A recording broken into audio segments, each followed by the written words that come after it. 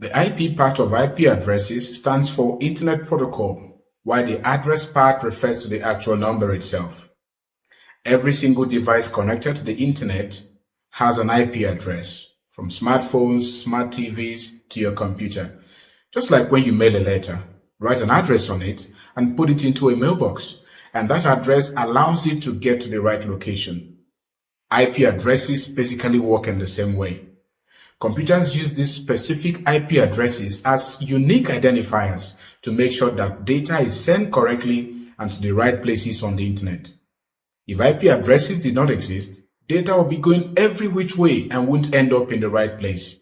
The Internet would have simply been a disaster. Most networks today use the TCP/IP protocol to communicate with all the computers that are connected to the network. In this protocol, the unique identifier is called an IP address, and that's where the term originates from. Now, there are two different standards for IP addresses. We have the IPv4 address, which stands for Internet Protocol version 4 addresses, and the IPv6 addresses, which stands for Internet Protocol version 6.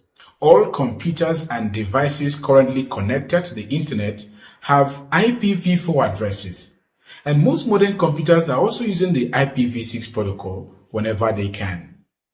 Computers can actually use both and still work correctly. IPv6 is newer and better, but IPv4 is still used quite frequently, and it will still take some time and really massive adoption for IPv6 to take over the action. Now, let's take a look at what the IPv4 and IPv6 standards are. IPv4 uses 32 binary bits to get a single unique address on the network.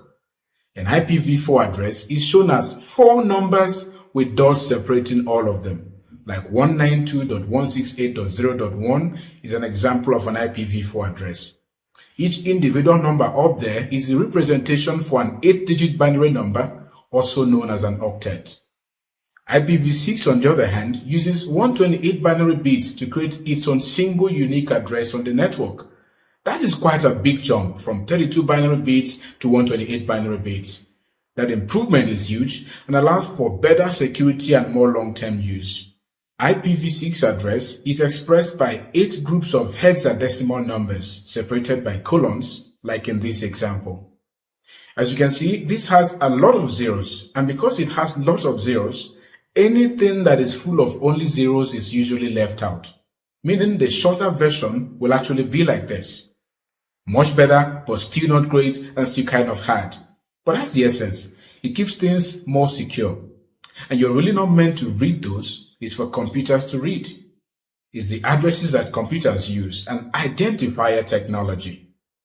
Computers like numbers. The bigger the better and more secure. Having understood what an IP address is, how does a computer come up with these addresses? Well, an IP address can either be dynamic or static. A static IP address is when you set up and configure it yourself by editing your computer or router's network settings and manually imputing the assigned range.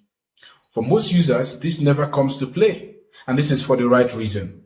Because if you do not have a good understanding of the TCP/IP protocol, you are probably going to mess something up and connectivity becomes a problem altogether.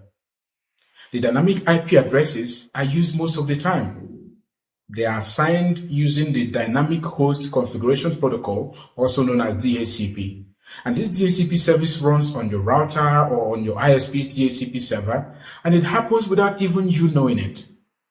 In this case, the IP addresses are automatically leased to you and mostly at random, depending on availability.